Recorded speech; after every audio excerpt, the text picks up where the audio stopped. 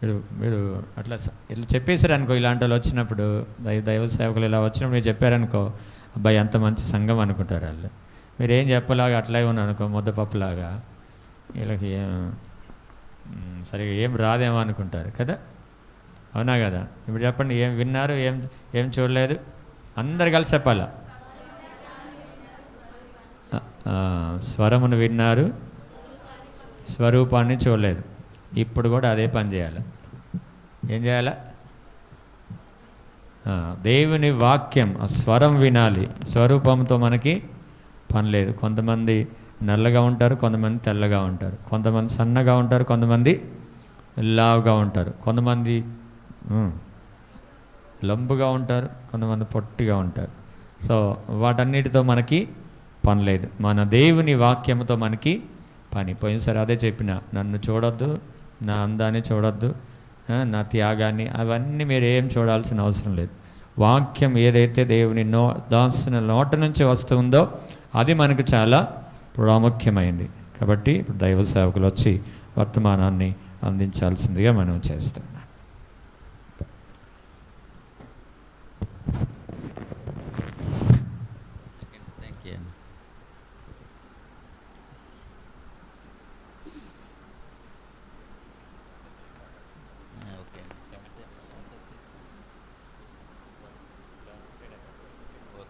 Thank you. సమయం ఇచ్చినటువంటి మరి అయ్య గారికి, పాస్టర్ అయ్య గారికి, జాన్ భాస్కర్ గారికి, అలాగే అమ్మగారికి ఓకే అండి. ఓకే అండి. అలాగే కూడి వచ్చిన మీకు అందరికీ, లెబనాన్ చర్చ్ మినిస్ట్రీస్లో ఆరాధిస్తున్న మీకు అందరికీ పేరు హృదయపూర్వకమైన వందనాలు తెలియజేస్తూ ఉన్నాను. దేవుని స్తోత్రం. ప్రత్యేకంగా మరి సహోదరులు శాంసన్ గారుని బట్టి మీరు, పాస్టర్ అయ్య గారు, మీరు నాకు పరిచయం అయ్యారు. నేను ఒరిస్సా ప్రాంతానికి దగ్గరలో ఆ సీలేర్ ప్రాజెక్ట్ అని ఉంటుంది, అది ఆంధ్రప్రదేశ్లోనే ఉంది. సీలేర్ ప్రాజెక్టు కాదంటే బార్డర్లో ఉంటుంది అది. అక్కడ దేవుని యొక్క పిలుపుని బట్టి నేను అక్కడ పనిచేస్తూ ఉన్నాను. వారు కొంతకాలం అక్కడ వర్క్ చేయడానికి వచ్చారు. వచ్చినప్పుడు మా సహవాసానికి రావడం జరిగింది. అప్పటి నుంచి ఆయన యొక్క స్నేహం కొనసాగుతుంది. అనుకోని రీతిగా నేను విజయవాడ ఒక మీటింగ్కి వచ్చాను. మీటింగ్కి వచ్చి గడిచిన సోమవారం నాడు మీటింగ్కి వచ్చాను. అయిన తర్వాత మా సతీమణి అమ్మగారు ఫోన్ చేశారు. మా పెద్ద కుమారుడు ఇక్కడ ఫార్మాలో ఆఫీసర్గా వర్క్ చేస్తున్నారు, కొంచెం అనారోగ్యంతో ఉన్నారు, వెళ్ళి అతన్ని కొంచెం వైద్య సహాయం చేయించండి, అతను నెగ్లెక్ట్ చేస్తున్నాడు హెల్త్లో అని. అప్పుడు తన కోసం వచ్చాను నేను. వచ్చిన తర్వాత అతను పర్ఫెక్ట్గా పర్వాలేదు, బాగానే ఉన్నానని చెప్పాడు. ఆ తర్వాత సమయం దొరికింది కొంచెం, పాస్టర్ అయ్య గారికి ఫోన్ చేసాము. చేస్తే తప్పనిసరిగా రావాలని ఇక్కడికి అవకాశాన్ని ఇచ్చారు. మరొకసారి వారికి నా యొక్క హృదయపూర్వకమైన వందనాలు తెలియచేస్తూ, కొంతసేపు పరిశుద్ధ గ్రంథమైన బైబిల్ వాక్యం దగ్గరకు నేను మిమ్మల్ని ఆహ్వానిస్తూ ఉన్నాను. మత్తయి సువార్త 27వ అధ్యాయము 57వ వచనాన్ని ఒకసారి మనం చదువుకుందాం. ఈనాటి ధ్యానాంశము మత్తయి సువార్త 27వ అధ్యాయము 57వ వచనము. యేసు శిష్యుడిగానున్న అరిమతయి యోసేపు అను ఒక ధనవంతుడు సాయంకాలమైనప్పుడు వచ్చి పిలాతు నొద్దకు వెళ్ళి యేసు దేహమును తనకిమ్మని అడుగగా పిలాతు దానిని అతనికి అప్పగించను ఆజ్ఞాపించాను. చిన్న ప్రార్థన చేసుకుందాం. తలలు వంచండి. కరుణామయుడైన యేసు స్వామి, ఈ యొక్క ఉదయకాల ఆరాధనలో మీరు సహాయం చేశారు. ఈ రెండవ ఆరాధనలో ప్రభా సహోదరులతో కలిసి కొంతసేపు నీ వాక్యము పంచుకొనుట కొరకు మీరిచ్చిన మంచి సమయం కొరకు వందనాలు. చదవబడిన వాక్యం ద్వారా నాతో సంభాషణ చేయండి. వినిచినటువంటి నీ పిల్లలకు వినబుద్ధి కలుగు చేయము. వివరించుతున్న నాపై నీకు ఆత్మశక్తి నుంచి నన్ను సహోదరులకు మాకు కావలసిన ఆధ్యాత్మిక పాఠాన్ని మీరే ప్రబోధించమని యేసు నామమున వేడుకొంచున్నాం తండ్రి, ఆమేన్. ఈ మత్తయి సువార్త 27వ అధ్యాయం 57వ వచనం మీద కొంతసేపు మన దృష్టిని కేంద్రీకరిద్దాం.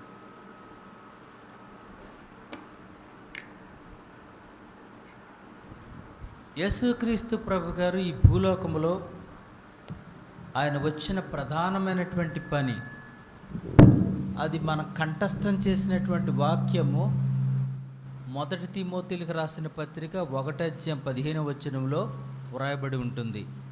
మొదటి తిమోతిలకు రాసిన పత్రిక 1:15 ఆయన వచ్చిన పని ఏంటో అక్కడ వ్రాయబడి ఉంటుంది.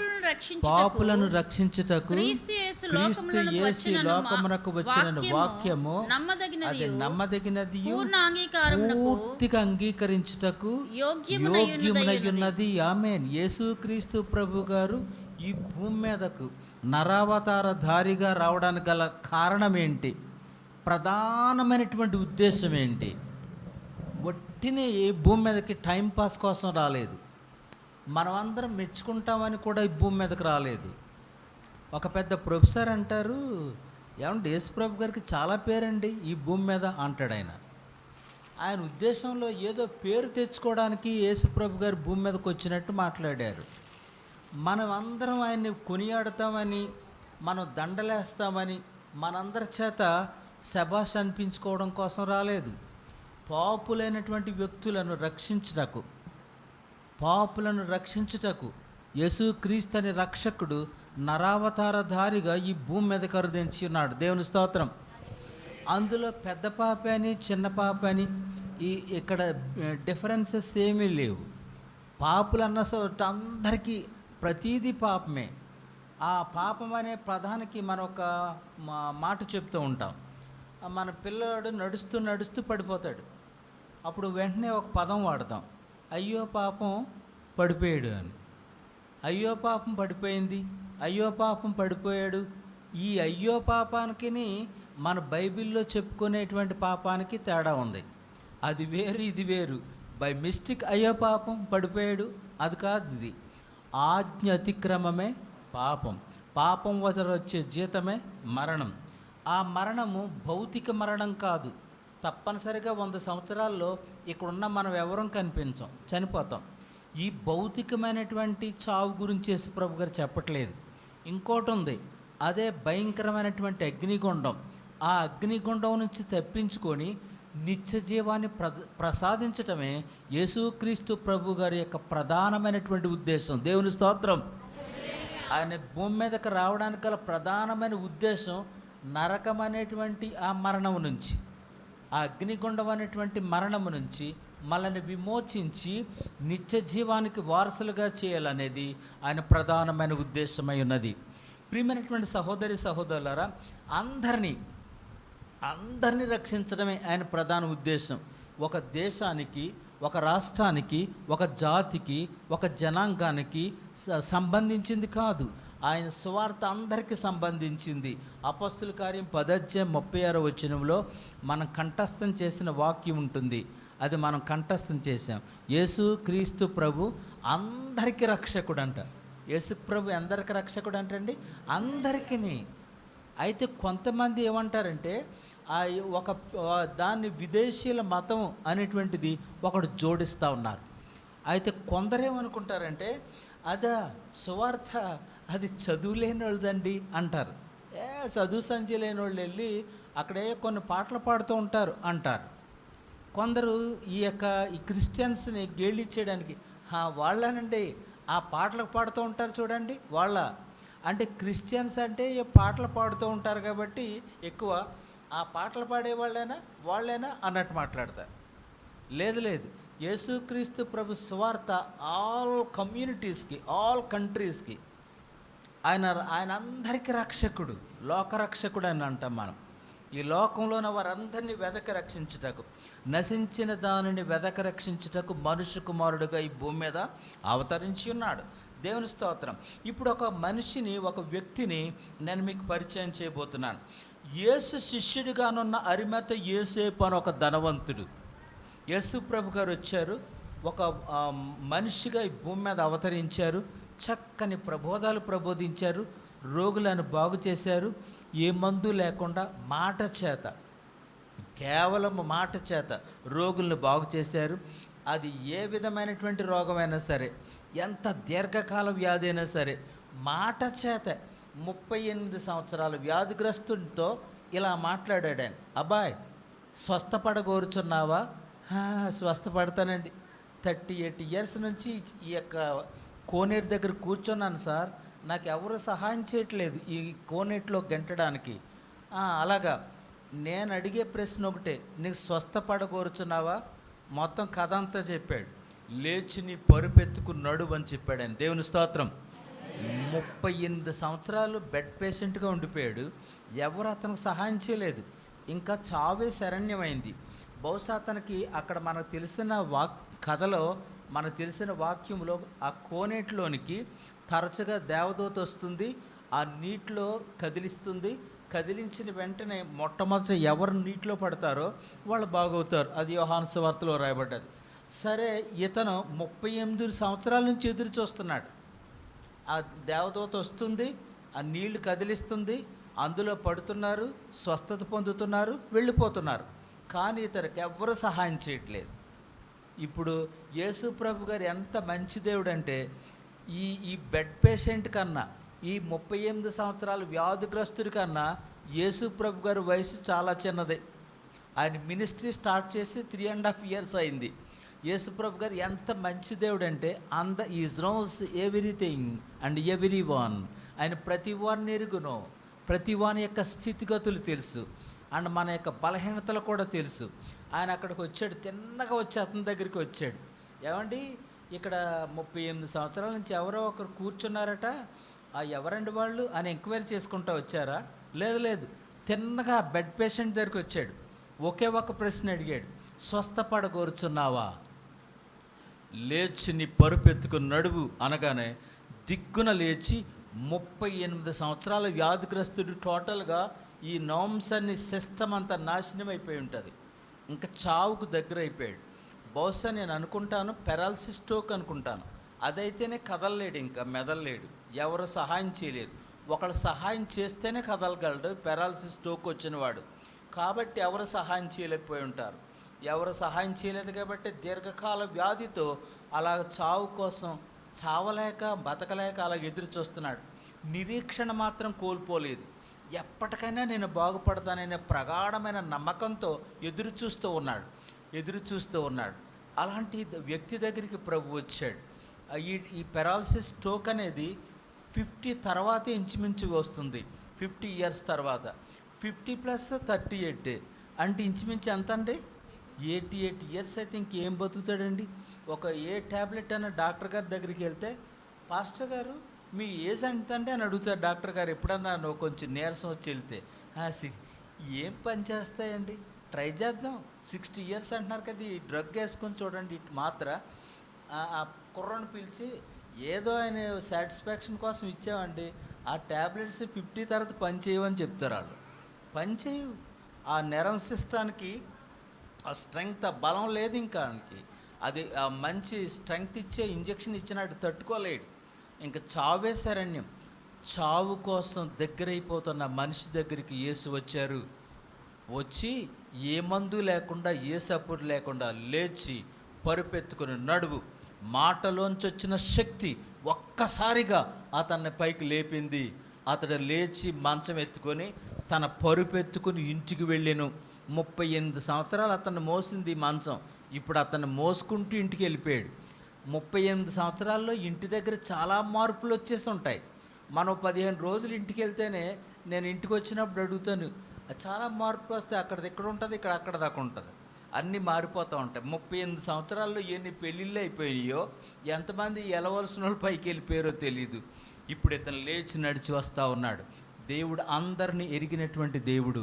అందరినీ రక్షించడానికి వ్యాధిగ్రస్తులను, బలహీనులను, కుష్ఠరోగులను శుద్ధించేశాడు. ఏ మందు లేకుండా దెయ్యాలను వెళ్ళగొట్టాడు. మాటలాడనివ్వలేదు. ఇంకా ఆగు, అతను విడిచిపో అంటే సేన అనే దెయ్యం వడిచి వెళ్ళిపోయాయి. అలాంటి శక్తిమంతుని యొక్క మాటల్ని ఇష్టం లేనటువంటి వ్యక్తులు ఆయన చంపాలని ప్రయత్నం చేశారు. ఆయన బిగినింగ్ నుంచి కూడా సాతాను చంపాలని ప్రయత్నం చేస్తూనే ఉంది. పుట్టిన నుంచి మొదలుకొని ఆయన చంపడానికి ప్రయత్నం జరుగుతూనే ఉంది. చివరికి ఆయన పరిశుద్ధ వాక్కులు ఇష్టం లేనటువంటి సాతాను ఆయన సిలువకేసి చంపిన సందర్భం మనం బాగా ఎరుగుతాం. ఆ సిలువకేసి చంపేసిన తర్వాత సాతాను చాలా సంతోషించుంటుంది. మీరు ఒక ఫిలిం చూపించారు ఇంగ్లీష్లో. ఆ ఫిలింలో ఒక గుండుతో ఉన్నటువంటి మనిషి కనబడుతూ ఉంటుంది. అది నేను ఏంటంటే cinema passion of the Christ. నాకు తెలియక అడిగాను, ఆ గుండు లాంటి మనిషి ఎలా తిరుగుతుంది ఏంటనంటే మా అబ్బాయి చెప్పాడు, డాడీ అదే సాతానని. ఒక గుండులాగా ఉన్నటువంటి మనిషి నవ్వుతూ తిరుగుతుంది. అంటే యేసు ప్రభు చంపేస్తున్నాను, అయిపోయింది, ఈ వేళతో యేసు చరిత్ర క్లోజ్ అని చాలా సరదా పడిపోతుంది. కానీ చనిపోయిన తర్వాత విషయం ఏంటంటే చాలామంది గిఫ్ట్లు తీసుకుని ఉంటారు, పంచుకుని ఉంటారు బహుమానం. అయిపోయాడండి ఈవేళ చాప్టర్ క్లోజ్ అండి. జీసస్కి పెద్ద రోగులను బాగు చేసేస్తాడంట, దెయ్యాలను వెళ్ళగొట్టేస్తాడంట, చచ్చిపోయిన వారిని లేపేస్తాడంట. దిగు, నువ్వు దిగవయా కిందకి, నిన్ను నువ్వు కాపాడుకోవయ్యా, నిన్ను నువ్వు కాపాడుకోలేపో, మమ్మల్ని కాపాడుతావని పక్కన శిక్షణ అనుభవిస్తున్న వాళ్ళు కూడా ఆయన కామెంట్ చేశారు. ఇప్పటికీ ఇదే డైలాగ్ బయట వినబడుతుంది. ఏంటంటే వీళ్ళు తన్ను తాను కాపాడుకోలేని అభాగ్యుడు తన్ను తాను కాపాడుకోలేకపోయాడండి సిలువ మీద. వీళ్ళని రక్షిస్తాడంట. టైం అనుకుంటా, రాత్రి అనక పగలనక బైబిల్ పెట్టుకుని పోతూనే ఉంటారు వీళ్ళు అని నిత్యం బయట ఇదే వినబడుతుంది. తెలియదు పాపం వాళ్ళకి ఆయన శక్తిమంతుడని. అలాగే మొత్తానికి సిలువ చంపేసి ఒకరికొకళ్ళు గిఫ్ట్లు తీసుకుని ఆనందిస్తున్నారు.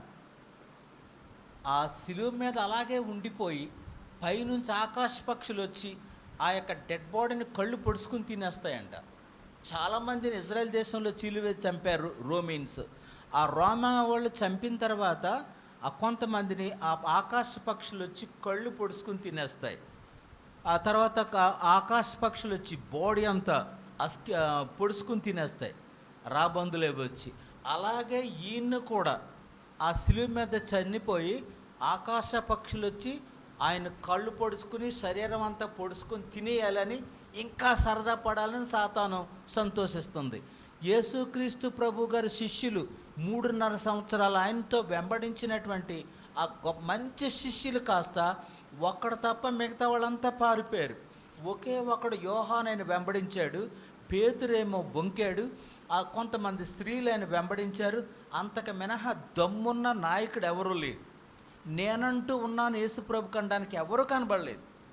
అరే, ఇంత గొప్ప మహిమలు చేసిన యేసుప్రభుకి ఎవరూ లేరా? ఒక అనాథ శవంగా అలాగే ఉండిపోవలసిందేనా?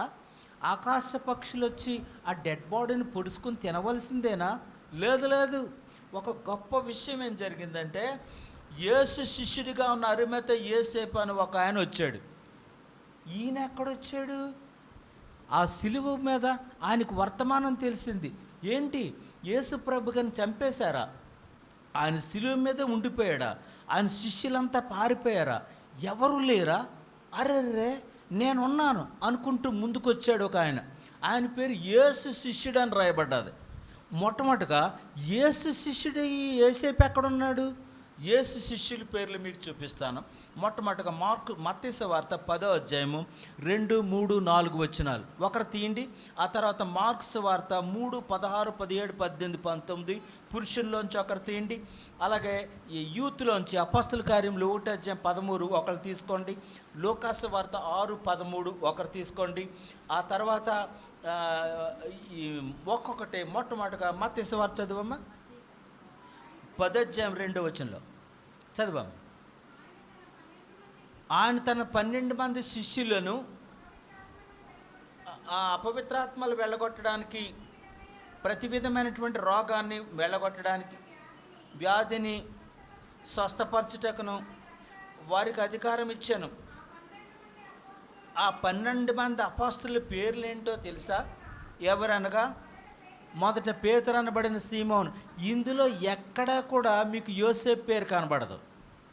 మీరు జాగ్రత్తగా చదివితే ఈ మత్తయి సువార్త 10వ అధ్యాయం 2, 3, 4 వచనాల్లో అక్కడ ఎక్కడన్నా యోసేపు పేరు ఉందండి? ఎక్కడ లేదు.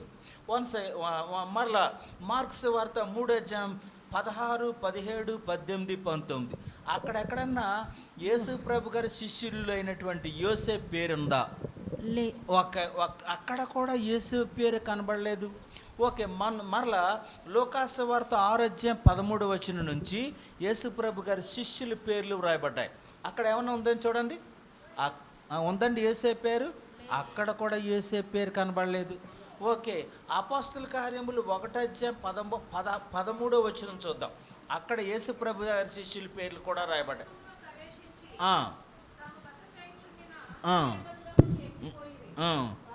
వారు ఎవరంటే పేతురు, యోహాను, యాకోబు, ఆంద్రయి, ఫిలిప్పు, తోమా, బర్తలోమై, మత్తయి, అల్ఫయి కుమారుడగు యాకోబు. అక్కడ కూడా యోసేపు పేరు లేదు. యేసు శిష్యుడిగా ఉన్నటువంటి యోసేపు అని రాయబడ్డది. ఎవరండి యోసేపు? ఆయన వచ్చాడంట, సార్ ఆ యేసు ప్రభు గారు బోర్డుని నాకు ఇప్పించండి సార్, నేను సమాధి చేస్తాను సార్ అని రోమన్ గవర్నర్ పంతి పిలాతు దగ్గరికి వెళ్ళి ఆయన నాకు ఆ బోర్డుని నాకు ఇప్పించమని అడుగుతా ఉన్నాడు. చాలా ఆశ్చర్యం కలిగింది. అసలు ఇతను ఎవరు, ఇతని పరిస్థితి ఏంటో చూద్దాం. యోహాను సువార్త 19:38 అతను ఎవరో అతని డీటెయిల్స్ రాయబడ్డాయి. ఒకసారి చదువుదాం. అటు తరువాత యూదుల భయం వలన రహస్యముగా యేసు శిష్యుడైనటువంటి అరిమతయి యోసేపు అని రాయబడ్డది. మొట్టమొదటిగా ఏంటంటే అరిమతయి అనేటువంటిది అతని పేరు, ఆ ఊరు. యోసేపు అనేటువంటిది అతని పేరు. అరిమతయి అనేటువంటిది ఒక ఊరు, యోసేపు అనేటువంటిది ఒక పేరు. ఇది రెండు కలిసి అరిమతయి యోసేపు అంటారు. ఈ అరిమతయి యోసేపు అనేటువంటి అరిమతయి అనే ఊరు సంబంధించిన సభ్యుడైన యోసేపు అనేటువంటి ఆయన ఒకడున్నాడు. అతను చాలా మంచివాడు. అతను ఎలాంటి వాడంటే రహస్య శిష్యుడు, సీక్రెట్ డిసైపుల్. మన అందరూ పేతురు, యోహాను, యాకోబు, ఆంద్రయి, ఫిలిప్పు, బర్తలోమై, యోధ వీళ్ళందరూ డైరెక్ట్ శిష్యులు. ఆయన సంచెట్టుకుని తిరిగారు. 3.5 సంవత్సరాలు ఆయనతో వెంబడించారు.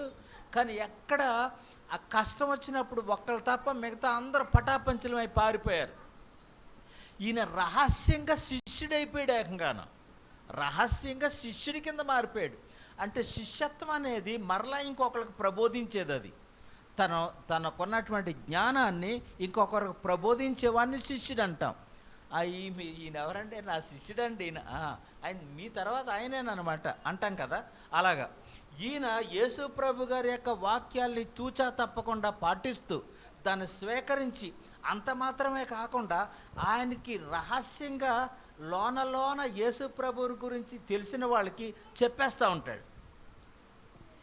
రహస్య శిష్యుడు. కారణం ఏంటంటే ఆ రోజుల్లో యేసు ప్రభుని ఎవరైనా నమ్ముకుంటే సమాజంలోంచి వెలివేసేస్తారన్న భయం ఉంది. అందుచేత బయటికి రాకుండా రహస్యంగా శిష్యుడిగా మారిపోయాడు. సువార్త ప్రకటించేస్తూ ఉంటాడు. అతనికి వీళ్ళందరితో కలిసినటువంటి వ్యక్తి కాదు. పేతురుతో, యోహానుతో, యాకోబుతో, ఆంద్రయ్యతో, ఫిలిప్తో, బర్తమైతో ఎవరితోనూ ఏ విధమైన సంబంధాలు లేవు. అతను ఒంటరిగా యేసు ప్రభుని రక్షణకర్తగా అంగీకరించాడు. అంగీకరించడం మాత్రమే కాకుండా ఒక రహస్య శిష్యుడిగా యేసయ్య సువార్తను ప్రకటిస్తూ ఉన్నాడు. రహస్య శిష్యుడు అతను వచ్చాడు. ఇక్కడ ఒక ప్రాముఖ్యమైనటువంటి అంశం అతని గురించి రాయబడ్డది. మార్క్స్ వార్త 15:42 అది నేను చదివేయటమే కాకుండా మీరు చదివితే మంచిది. మార్క్స్ వార్త 15:42. ఆ దినము సిద్ధపరచు దినము అనగా విశ్రాంతి దినమునకు పూర్వ దినము కనుక సాయంకాలమైనప్పుడు అరిమతయి యోసేపు ఏం చేశాడంట? తెగించి పిలాతు వద్దకు వెళ్ళి యేసు దేహమును తనకిమ్మని అడిగాను. తెగించి. ఇతను ఒక రహస్య శిష్యుడు. ఇంతకాలం రహస్యంగా ఉండిపోయాడు. అతని పేరెక్కడ బయటికి తెలియలేదు. రహస్యంగా ప్రార్థన చేస్తాడు, రహస్యంగా కానుకలు అర్పిస్తాడు, రహస్యంగా దేవుని మహిమపరుస్తాడు. చర్చికి రాడు, రహస్యంగా ప్రార్థన చేస్తాడు, రహస్యంగా కానుకలు పంపిస్తాడు. నాకు ఒకరోజు ఒక విచిత్రమైన కానుక వచ్చింది. అది రెగ్యులర్గా వచ్చే విశ్వాసుల కానుక కాదు. అది రెగ్యులర్గా వచ్చే విశ్వాసుల కానుక కాదు. అది ఆ కానుక పెట్టెలో పడింది గోల్డ్. అది కానుపెట్లు గోల్డ్ అది. సాధారణంగా మనం క్రిస్టియన్స్ మనం యేసు ప్రభు గారి గురించి క్రిస్మస్ గురించి చదువుతాం. జ్ఞానులు వచ్చారని, ఆయనకు అర్పించిన బంగారం గురించి, అలాగే బోళం గురించి, సాంబ్రాణి గురించి చెప్తాము. పాస్టర్ అయ్య గారు చక్కగా నిలబడి ఆయన్ని రాజుగా గుర్తించి బంగారం ఇచ్చారని చెప్తారు. కానీ ఎవరు బంగారం ఎవరు ఇచ్చిన దాఖలాలు ఎక్కడా లేవు. నా దృష్టిలో ఎక్కడ ఎవరో కనబడలేదు. ఇదిగోనండి మా విశ్వాసులు ఎంత గోల్డ్ ఇచ్చారన్న పాస్టర్ గారు నేను ఎక్కడా చూడలేదు. ఇస్తే వేలాంటి గుడ్డి సంతోషం, ఏమి కామెంట్ చేయవలసిన అవసరం లేదు. ప్రియమైనటువంటి సహోదరి సహోదరులారా, ఈ బంగారము, సాంబ్రాణి, వెండి ఇవన్నీ కూడా ఆ దేవుని నామాన్ని మహిమపరచడానికి ఉపయోగించే. సరే, నా ఎక్స్పీరియన్స్ ఏంటంటే, ఆరాధన అయిపోయిన తర్వాత సంఘ పెద్దలు దాన్ని ఓపెన్ చేసి లెక్క పట్టుకొచ్చి, సార్ ఇదిగో ఎంత వచ్చిందని చెప్పేసి దాంట్లో జమ చేసేయండి అని చెప్తూ వెళ్ళిపోతూ ఉంటారు. సంఘ పెద్దలు వచ్చి, అయ్యగారు ఎవరేసారో పేరు లేదు కానండి గోల్డ్ వచ్చిందని మన చర్చికి అన్నాడు ఆయన. గోల్డ్ వచ్చిందా? ఏది ఇలాగి దాని మీద పేరు ఊరు లేదు. ఎంత ఉంటుందండి దీని కాస్ట్ అని అడిగాను సంఘ పెద్దలు. ఎంత ఉంటుందండి? 1,00,000 రూపాయలు ఉంటుందండి. పేరు లేదా? మన విశ్వాసుల పరిస్థితి ఎలా ఉంటుందంటే, ఒక ఆయన ప్యాన్ ఇచ్చాడు, 4 రెక్కల ప్యాన్ ఇచ్చాడు. అంతవరకు 4 రెక్కలది ఉంటుందని తెలియదు నాకు తెలియాలనుకున్నాడు ఏంటి, 4 రెక్కల మీద తన పేరు రాశాడు, ప్రెజెంటెడ్ బై అని. అది నేను ఫోటో తీసి అలాగే పెట్టుకున్నాను. అది ఇంకా వాడుతున్నాను. వరే ఇది ఎక్కువ వాడకండి, ఇలా ఉంచండిరా, ఎక్స్పీరియన్స్ కోసం ఎవరికైనా చెప్పడానికి. తను ఇచ్చింది అందరికీ తెలియాలని కోరుకుంటారు విశ్వాసాలు చాలామంది. ఏంటండి బాబు, ఆ చర్చికి వెళ్తే పేరు ఉండదు, ఊరు ఉండదు, ఎంత ఇచ్చినా చదవడనే వాళ్ళు కొంతమంది ఉంటారు. అలాంటి లోకంలో 1,00,000 రూపాయలు గిఫ్ట్ అందులో వేసి పేరు లేకుండా వెళ్ళిపోతాడా ఏంటి? ఇతను ఎవరో తెలుసుకోవాలనుకున్నాను. ఎవరు చెప్తారు? ఎవరో చెప్పరు. ఒక కవర్లో పెట్టేసింది, అందులో వేసేసాడు, పేరు లేదు, ఊరు లేదు, పోయాడు. మరలా నెక్స్ట్ టైం క్రిస్మస్ వచ్చింది. ఈ ట్రిప్ నేను ఏం చేస్తానంటే, కళ్ళు కొంచెం ఎలా పెట్టి చూద్దాం అనుకున్నాను. కళ్ళు మూసుకుని చేయటం అలవాటు, కళ్ళు మూసుకుని కళ్ళు తెరిచి ప్రార్థన చేయటం అలవాటు లేదు. ఎలాగరా అతను ఎవడో వస్తాడేమి వాళ్ళ ఆయన చూద్దామని ఇలా ప్రార్థన చేస్తే ఒక అజ్ఞాత వ్యక్తి అందులో వేసి వెళ్ళిపోతున్నాడు ఇంకో గిఫ్ట్. ఈసారి క్యాష్ వేసాడు. ఇంతకుముందు గోల్డ్ వేసాడు, ఈసారి క్యాష్ వేసాడు. అది కూడా చాలా హెవీగా వేసాడు. అప్పుడు నేను ఈ వెనకాల ఇక్కడ నుంచో డోర్ ఉంటుంది మాకు, ఆయన అలాగే వెళ్ళిపోతున్నాడు, నేను ఎలాగ వెళ్ళాను, ఇలా భుజం మీద చేసాను. ఉలిక్కి పడ్డాడు ఆయన. ఏమనుకోకండి, మీరు చిన్న గిఫ్ట్ అందులో వేసి వెళ్ళారు కదా, లాస్ట్ ఇయర్ కూడా మీరే వేసారా? నేనే వేసానండి. ఏమైనా ప్రాబ్లమా మీకు అన్నాడు. నాకేం ప్రాబ్లం, ఇంకా వేసిన ప్రాబ్లం ఉండదు. అది దేవుని కోసమే వాడతాం. ఏం లేదు, మీరు ఎవరో తెలుసుకోవాలని కోరుకుంటున్నాను. నేను మీ కొరకు ప్రార్థన చేయాలి కదా. ఎవరో అజ్ఞాత వ్యక్తి వేశారు, ప్రార్థన చేయాలి అని కోరికతోనే అడిగాను, అంతకన్నా ఏం కాదు అని. 2 చేతులు జోడించి ఒక చిన్న ఇంటి నెంబర్ ఇచ్చి ఇక్కడికి వచ్చేయండి అన్నాడు. నాది కాదు, ఆయనది, ఇది ఆయన పంపాడు. ఈ ఇంటి నెంబర్ ఇదిగో, అక్కడికి వచ్చేయండి అన్నాడు. ఆ ఇంటికి వెళ్ళాను. విషయం ఏంటంటే,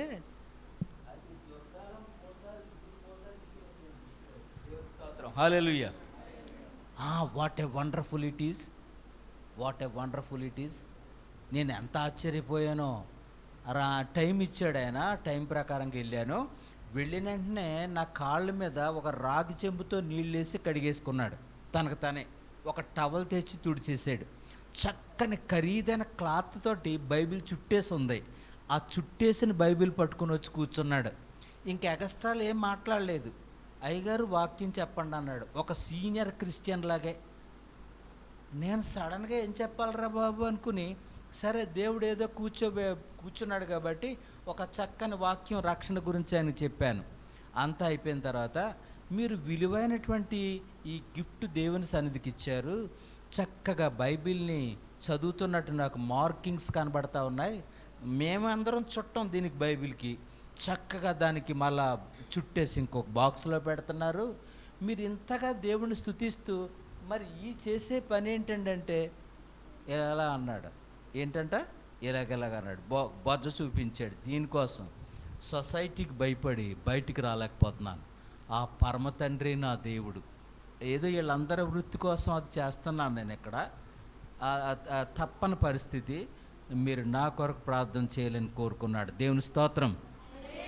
రహస్య శిష్యుడు యోసేపు, ఒక రహస్య శిష్యుడు, రహస్యంగా ప్రార్థిస్తున్నాడు. అతనిలో ఉన్నటువంటి అర్హతలు మీకు ప్రజెంట్ చేస్తాను, గుర్తు చేస్తాను. ఏంటి అసలు ఎలాంటి వాడు?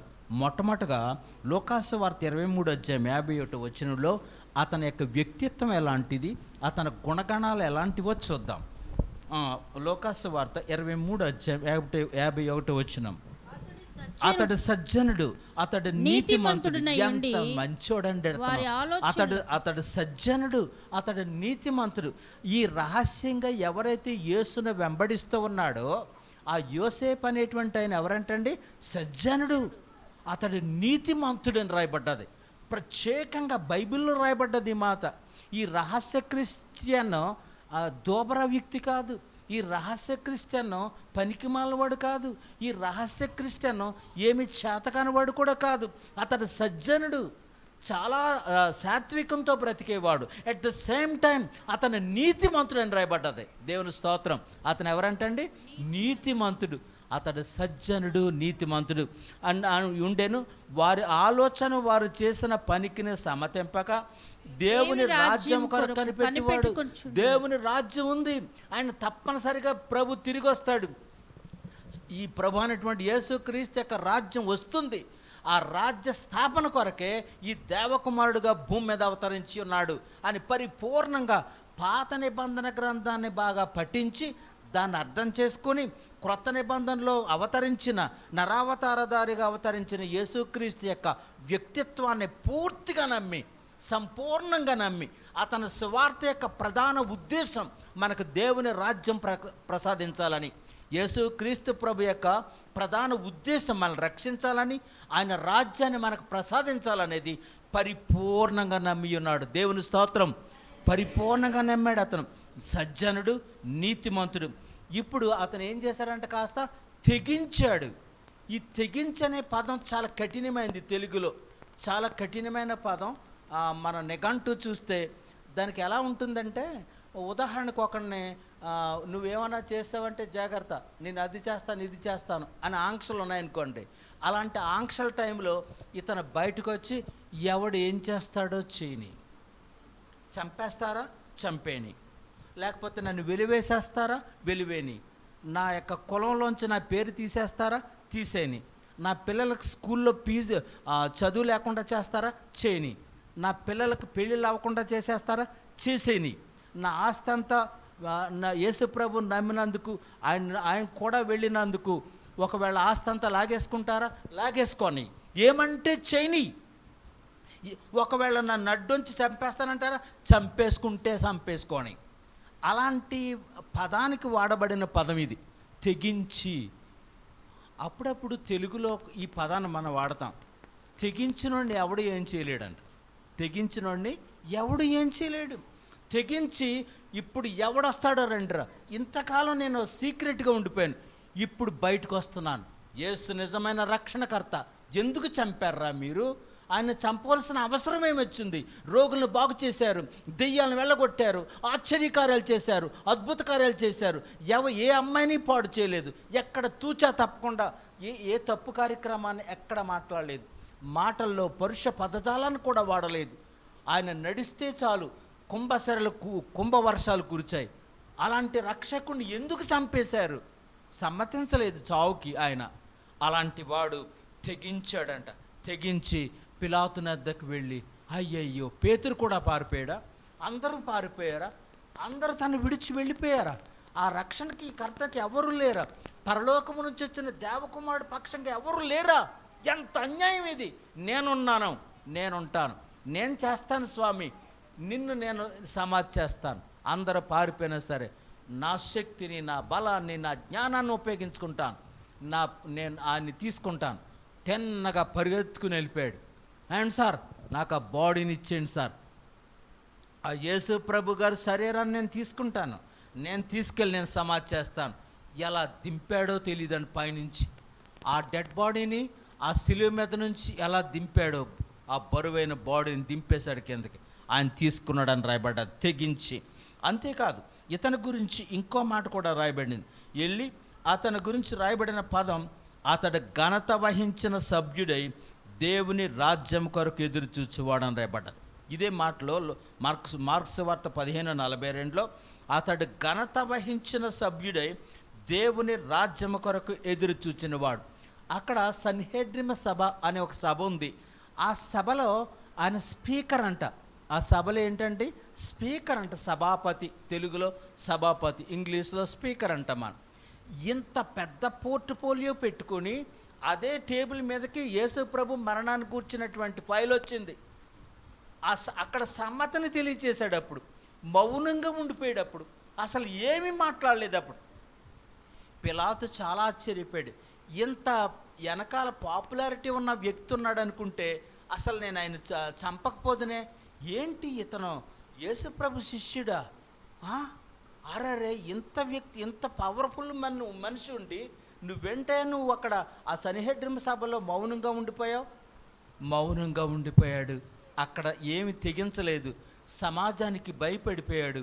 కానీ ఎప్పుడైతే అనాథ శవంగా మిగిలిపోయాడో అప్పుడు భరించలేకపోయాడు. ఇప్పుడు బయటపడిపోయాడండి. బయటపడిపోయి తెగించాడు. ఘనత వహించినటువంటి సభ్యుడు. మొట్టమొదటిగా అతడు సజ్జనుడు, నీతిమంతుడు.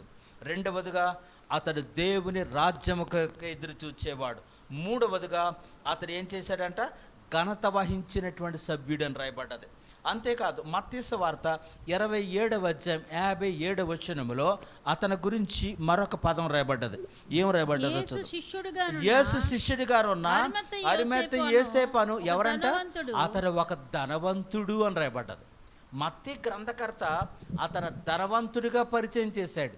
అతను ఒక ధనవంతుడు.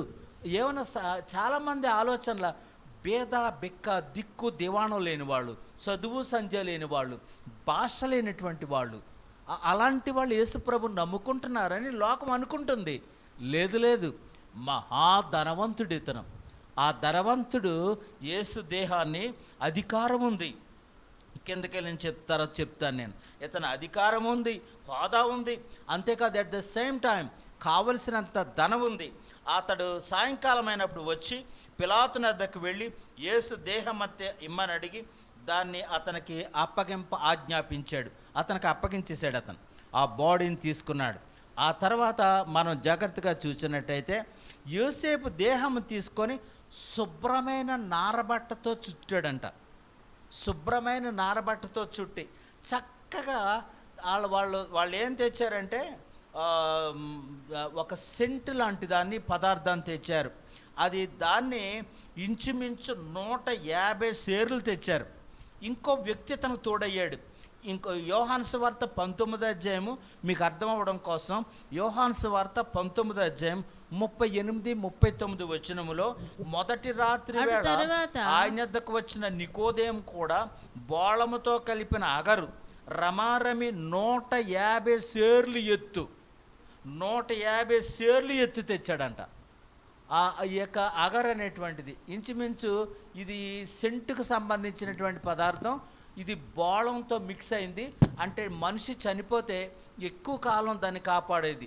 యేసుప్రభు గారు పుట్టినప్పుడు కూడా ఆయన జ్ఞానులు తీసుకొచ్చి అర్పించారు బోళం. అది ఆయనకి చావు లేదు, ఆయన చనిపోయి సమాధిలోంచి తిరిగి లేస్తాడని ఆ జ్ఞానులకు తెలుసు. కాబట్టి అదే పదార్థాన్ని ఇక్కడ మిక్స్ చేసి రాశారు.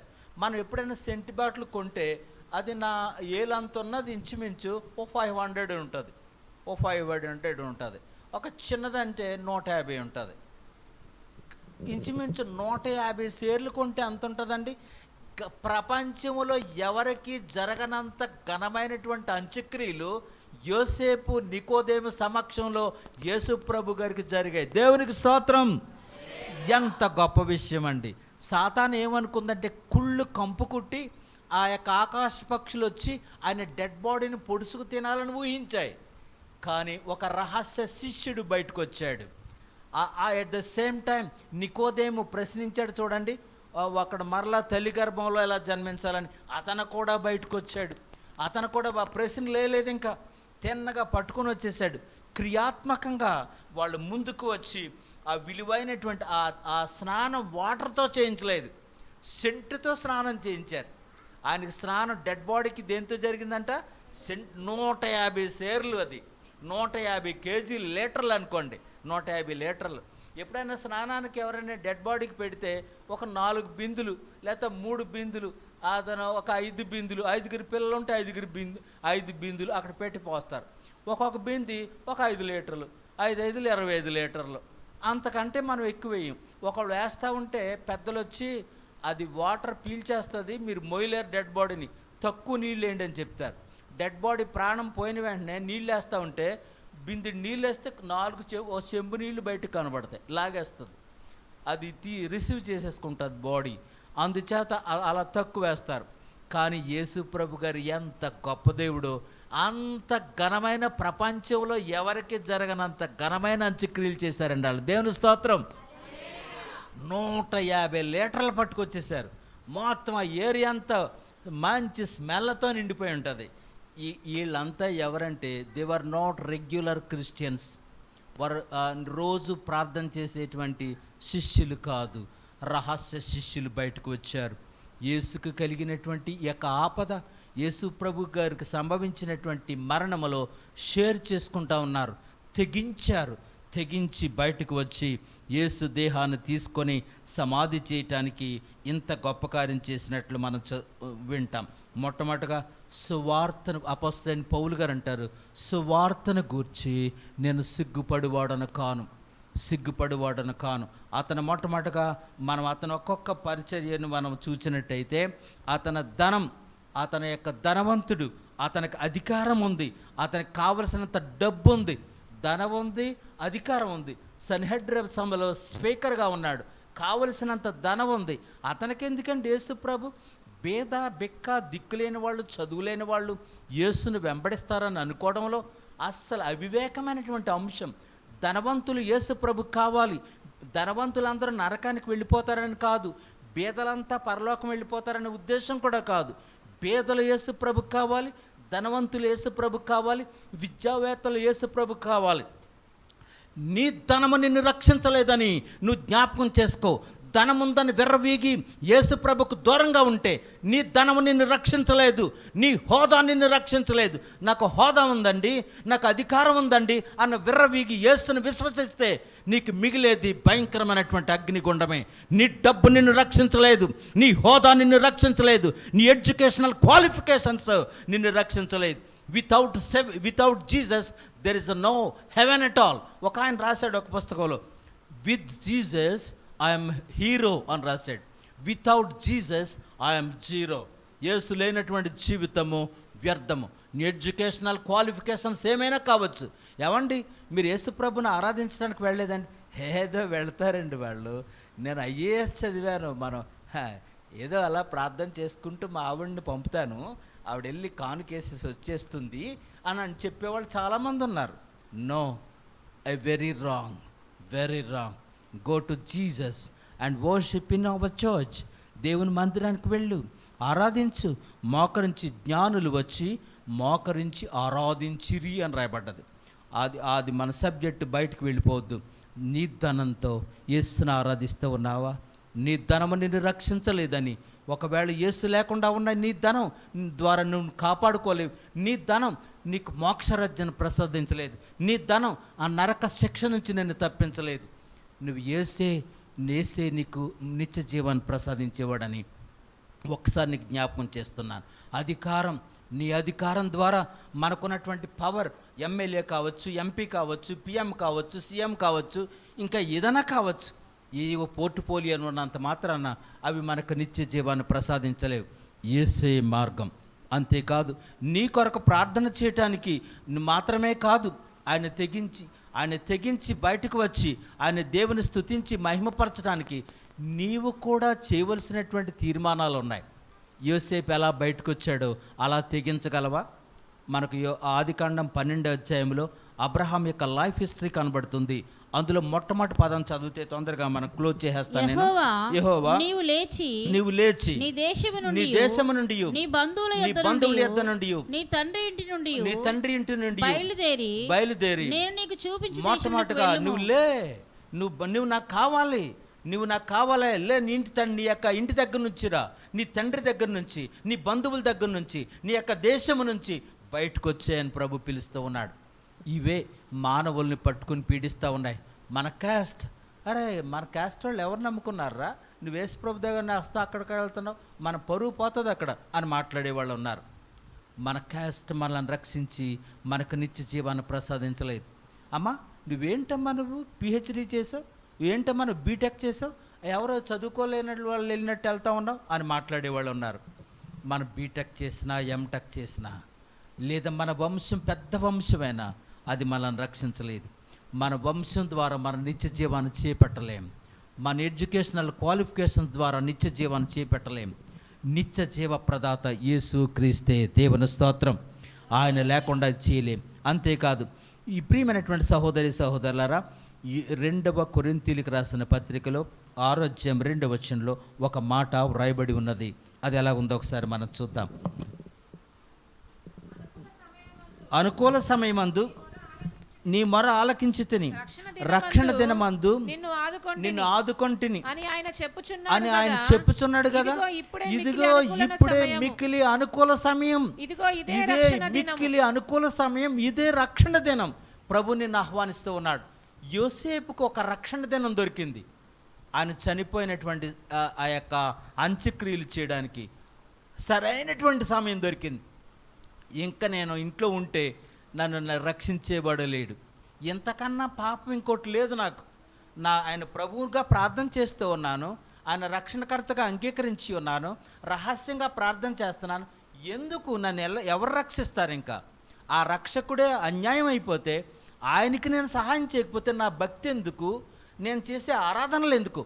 వస్తాను ఇప్పుడు బయటికి వెళ్ళండి. ఒక్కొక్కరు ఈ యొక్క సందేశాన్ని దృష్టిలో పెట్టుకోండి. స్వార్థకి ఈ విలువైనటువంటి సబ్జెక్ట్ ఇది. ప్రకటించండి. రహస్య శిష్యులు చాలామంది ఉన్నారు. ఆరాధనకు రాకుండా ఈ ప్లేస్ ఇలా ఖాళీగా ఉండవలసిన ప్లేస్ కాదు ఇది. ఇంత మహానగరంలో ఈ ప్లేస్ ఖాళీగా ఉండడం ఏంటి? కారణాలు క్యాస్ట్ గురించి భయపడుతూ ఉన్నారేమో.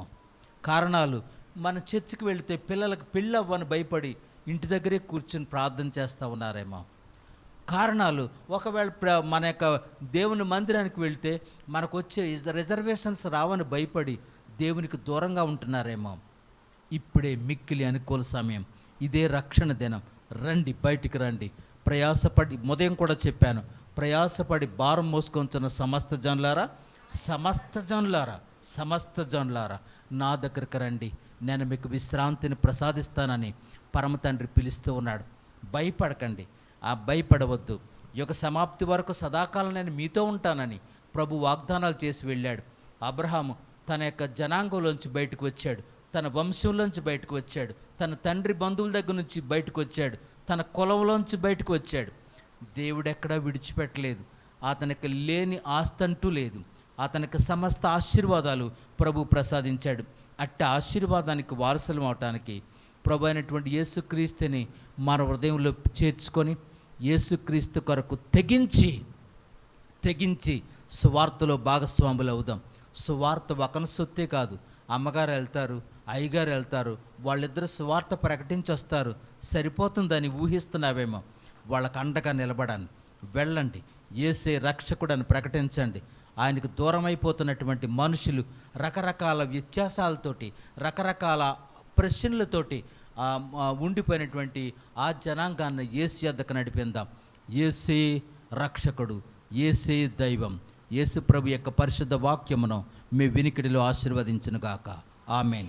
తలలు వంచండి, చిన్న ప్రార్థన చేసి అయ్యగారికి సమయాన్ని అప్పగిస్తాను. పరమ తండ్రి, ఈ యొక్క మధ్యాహ్న కాల సమయంలో నీ పాదాల దగ్గర చేరుకుంటున్నాం. లెబనాన్ మినిస్ట్రీస్లో ఏర్పాటు చేయబడిన ఈ మందిరములో సహోదరులు జాన్ భాస్కర్ రాయ్ గారి యొక్క సమక్షంలో జరుగుతున్నటువంటి ఈ ఆరాధనను మీరు దీవించుము. అనేక మంది పిల్లలు వచ్చి ఈ చుట్టుప్రక్కల అనేక మంది ప్రజలు ఉన్నారు. అనేక విషయాలతో భయపడుతూ ఉన్నారేమో, ఆందోళన చెందుతూ ఉన్నారేమో. ప్రభా, నీ యొక్క సత్య సువార్తను నమ్మి కూడా ముందుకు రావడానికి ఆందోళనకు భయానికి గురవుతూ ఉన్నారేమో. వారందరికీ నీ యొక్క ప్రభా పరిశుద్ధ సన్నిధి తోడుగా ఉంచి యోసేపును, అరిమత యోసేపును ఎలాగైతే ప్రభా నీవు నీ యొక్క పరిచర్యకు పిలుచుకున్నావో వారు కూడా తెగించి సమాజానికి తెగించి నన్ను ఎవరో ఏదో చేస్తారని దానికి భయపడకుండా, నేను సువార్త విషయంలో నేను సిగ్గుపడిన వాడను కాడని అపోస్తలుల పైన పౌలు చెప్పిన రీతిగా సిగ్గుపడకుండా నీ సన్నిధికి వచ్చి ఆరాధించి స్తుతించి నిన్ను మహిమపరిచి నీ రాజ్యం కొరకు ఎదురు చూసే బలమైన సాధనంగా అనేక వేల మందితో ఈ యొక్క సన్నిధిని నింపండి. ఇదిగో స్థలం కొరకు ప్రార్థిస్తూ ఉన్నాం ప్రభా. ఈ ప్రక్కన ఒక స్థలం నేను సహోదరులు తెలియచేశారు. సకాలంలో అది వారి చేతికి రావడానికి సహాయం చేయండి. యేసు రక్తం చెప్పండి అందరూ. సకాలంలో అది ఈ మందిరం చేతికి రావడానికి సహాయం చేయండి. రాబోతున్నటువంటి కాలంలో బలమైనటువంటి సువార్త వారి కుమారుడు వారి యొక్క రాబోతున్నటువంటి సమాజానికి ఎలుగెత్తి సువార్త ప్రకటించడానికి ఈ మహానగరంలో వీరిని ఆశీర్వదించి దీవించము. ఇందులో అడుగుపెట్టిన ప్రతి బిడ్డకు ఆరోగ్యం దయచేయండి. ఇందులో అడుగుపెట్టిన ప్రతి బిడ్డకు స్వస్థత ఇవ్వండి. ఇందులో అడుగుపెట్టిన ప్రతి యవనస్తునికి ఉద్యోగాలు లేని వారికి ఉద్యోగాలు దయచేయండి. ఇందులో అడుగుపెట్టిన ప్రతి బిడ్డకు వాహనాలు లేని వారికి వాహనం దయచేయండి. ఇందులో అడుగుపెట్టి ప్రార్థిస్తున్న ప్రతి బిడ్డకు సంతానం లేని వారికి సంతానం దయచేయండి. ఇందులో అడుగుపెట్టి ప్రార్థిస్తున్న ప్రతి బిడ్డకు ఆరోగ్యం లేని వారికి ఆరోగ్యం దయచేయండి. ఇందులో అడుగుపెట్టిన ప్రతి బిడ్డకు జీవన స్థితిగతులను మెరుగుపరచమని యేసు క్రీస్తు పరిశుద్ధ నామమున వేడుకొంచున్నాం తండ్రి. Amen. Thank you all. God bless you.